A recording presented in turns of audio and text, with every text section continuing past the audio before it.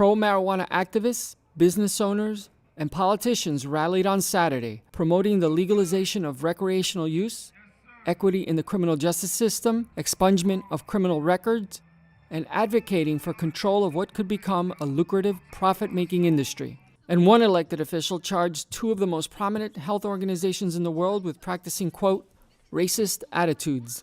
The day began with speeches at West 32nd Street and Broadway, followed by a march south on Broadway.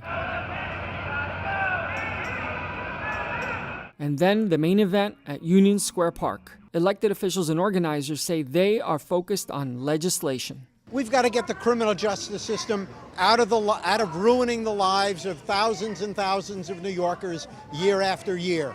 To me, that's the most important reason to enact adult use legislation here in New York.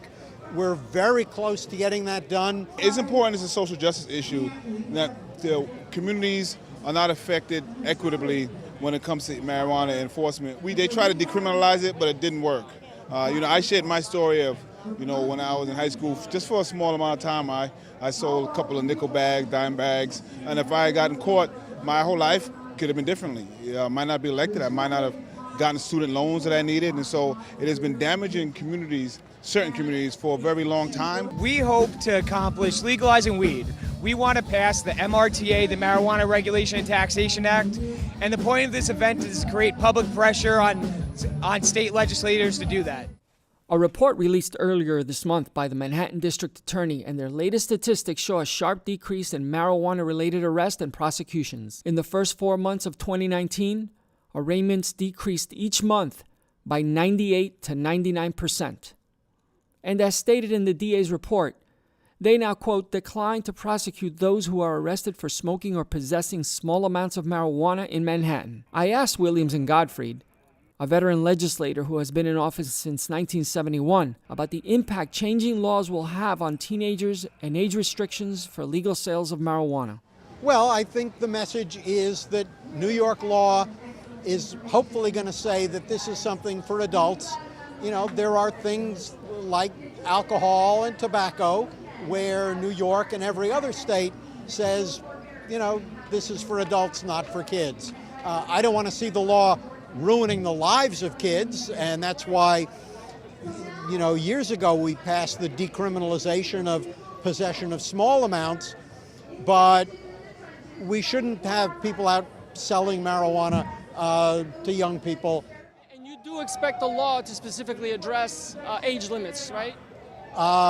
Yeah, it looks like the law will draw a line at 21, as we do for alcohol. What about minors? You mentioned when you were in high school. Do you support an age limit or an age minimum? And what is that? You shouldn't be selling in high school. I'm not condoning that in any way, but I was just sharing my story because we have a tendency to kind of keep these things in the shadows, and that allows the misconceptions to continue, and that allows the inequity to continue.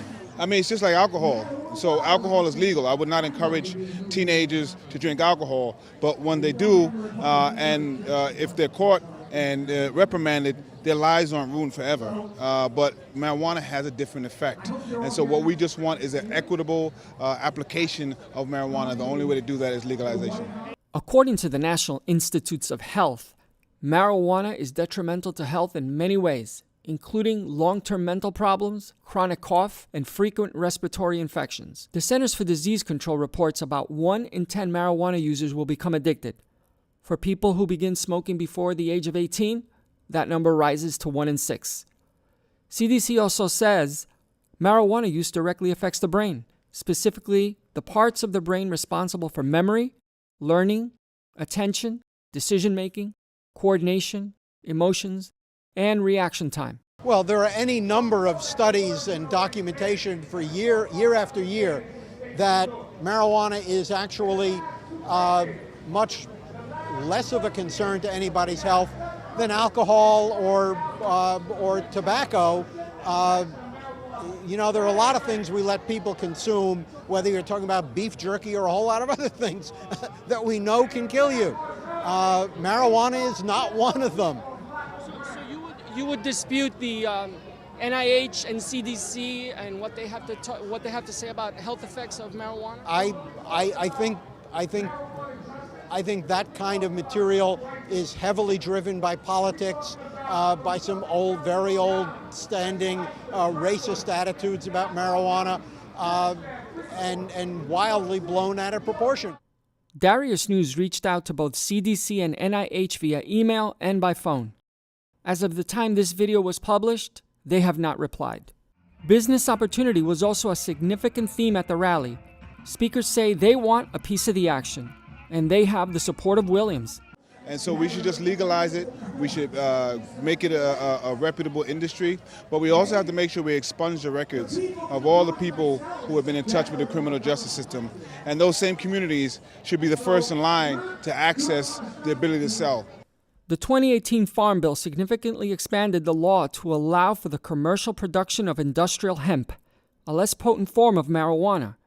According to the U.S. Department of Agriculture, they are in the process of working towards developing regulations to implement the 2018 Farm Bill provisions. It is expected that the final rule will be implemented by the end of calendar year 2019. I've been in this business, I've been a small business the whole time, and I want people like me to have a chance to have a business, to thrive in this industry. And that's the goal of our organization too, to create a sustainable, responsible cannabis industry in New York, in New Jersey, and in America. The 2018 Farm Bill federally legalized hemp, but it still allows states to restrict hemp farming and processing by, giving background checks. So if you have been arrested, if you have been convicted of a drug-related crime, a felony, you are not able to enter the program. You are restricted by these racial measures that kind of, fueled the war on drugs for all these years. It's carrying itself on in the hemp industry. And it's really, there's been no space carved out for small farmers. There's really no grants, and all these opportunities for small farmers need to be demanded in legislation, because what's happening now is New York is giving licensing to huge companies, multi-million-dollar companies, and denying licensing for small farmers who just want to be able to make a living. It's unclear if New York will become the latest state to pass legislation to legalize recreational marijuana. We need to hear from the public that people really want us to get that done in the last several weeks of the legislative session. Your fellow elected officials who you talk to, what sense are you getting from them? Is this going to happen? I mean, in the city level, I think everybody primarily is on board. On a state level, I think people are saying they're on board, but we'll see. The proof is going to be in the pudding if we finally get it done. It seems like they're pushing us down, and my hope is they're not pushing it down, hoping it goes away. It remains to be seen what will happen in 2019. Reporting from Union Square Park, Cesar Darius.